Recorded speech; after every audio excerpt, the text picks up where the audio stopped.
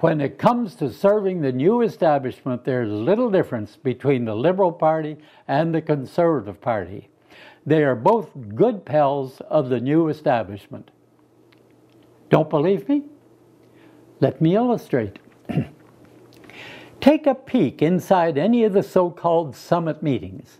Federal, provincial, Three Amigos, G8, gee whiz, it will only be a peek because you can't get close.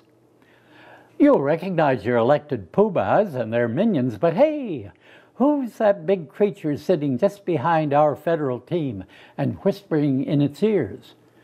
Why, it's the Canadian Council of Chief Executives, the CCCE. The CCCE is made up of the Chief Executive Officers, the CEOs, of 150 of Canada's biggest corporations, many of which are subsidiaries of foreign corporations. By the way, for many years, this club of CEOs had as its own CEO a guy called Thomas. I've always thought of him as Sir Thomas Tom.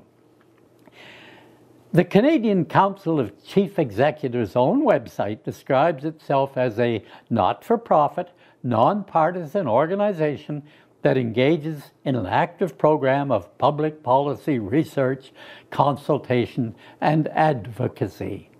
Let's think about that. Not-for-profit? Well, the organization itself may not be for profit, but many of its individual members have astronomical personal take-home pay and bonuses. Nonpartisan? Well, of course it's nonpartisan. It's approved of by both the Liberals and the Conservatives, or it wouldn't be near the summit tables.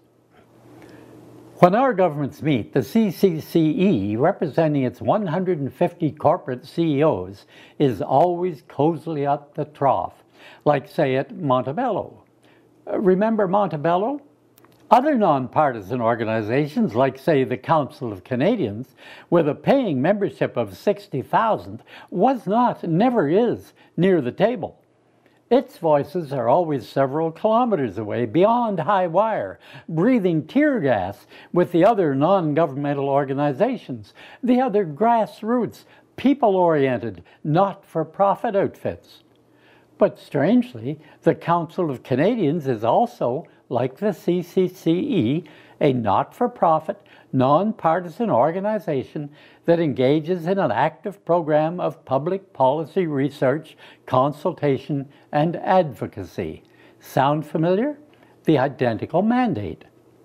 Even so, it's the CCCE reps, the visible tip of the new establishment, who are always inside the tent, who are at the table, inside the protection of tear gas, inside the wire, inside the ring of helmeted shield-bearing protectors.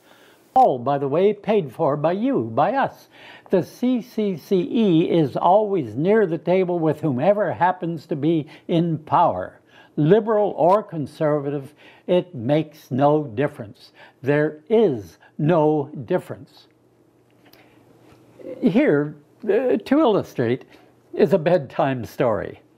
I doubt it will put you to sleep. I hope it doesn't give you nightmares. A very few years ago, there was a staunch Liberal member of Parliament. I'm not naming names because the humans, the flesh and blood folk, are mere servants, tools, if you will, of the alien creatures who are the new establishment. I'm not at all sure they can help themselves, poor folk. Anyway, there was this staunch Liberal member of Parliament who was the fair-haired boy of two Liberal prime ministers and became, in succession, Minister of Industry, Minister of Foreign Affairs, Deputy Prime Minister, Minister of Finance. In 2003, he ran for the leadership of the Liberal Party, but was unsuccessful and supposedly left politics. Failed ambition. Ah, well, a good try. But wait. He became the chair of a Royal Commission on Energy, joined a law firm with offices in Toronto and Ottawa, was made a director of Nortel Networks and of the Canadian Imperial Bank of Commerce. He soon chaired the Independent Task Force on the Future of North America, a project of the United States Council on Foreign Relations. Under him, that task force recommended an economic union between Canada, Mexico, and the United States. This was something the Canadian Council of Chief Executives had long been striving for. The new establishment's dream, one vast North American level hunting ground for the corporate creatures. Oh, they like to call it the level playing field. Don't let them kid you. It's a hunting ground. The quarry, your pocketbook, your labor, your children's minds. And then, in June 2009, this good, loyal, no longer in politics liberal was chosen to be the new president and CEO of, wait for it again, the Canadian Council of Chief Executives. Several years ago, renowned author Peter C. Newman said that the Chief Executive Officer of the Canadian Council of Chief Executives is the real Prime Minister of Canada. So much for failed ambition. So again I say, liberals, conservatives, little difference. If this were a rational society, those summit shield bearers with their tear gas and batons would be facing the other way to protect us from the creatures of the new establishment. But this is not a rational society. If it were, our leaders would not be afraid of us. They'd be protecting us. That's what government used to do.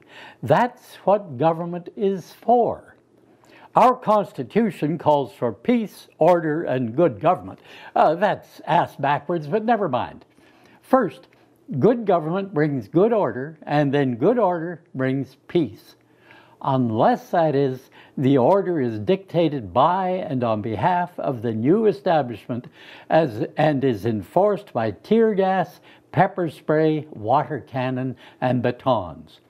That kind of order will eventually destroy all peace. So, what can we do about it? Well, for starters, stop mindlessly sending a majority of conservatives and liberals to Parliament Hill under the illusion that there is any fundamental difference between them. Be sane, be brave, be intelligent, be rebels. Send a strong contingent of the one major party that has always believed in the necessity for the people to have rational control of the more predatory corporate creatures. There are those who say the NDP is against wealth. Nonsense. If there were no wealth, it couldn't be shared.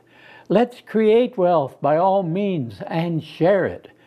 But let's remember that wealth is more than gold. There is the wealth of health, fellowship, shelter, food, security, opportunity, education, love, liberty. As for the NDP platform, well, hey, in the political lumberyard there are always a few cracked or warped planks. Let's not be naive. It's the foundation that counts.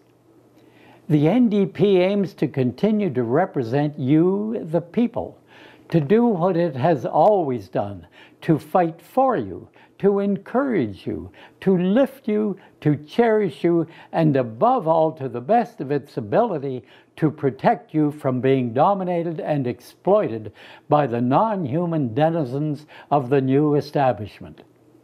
We can only do that successfully if you send enough NDP members to Parliament. A few years ago, a leader of the federal NDP referred to the Liberal and Conservative leaders as the Bobbsey twins. He was correct, but he called their establishment pals corporate welfare bums. He was wrong.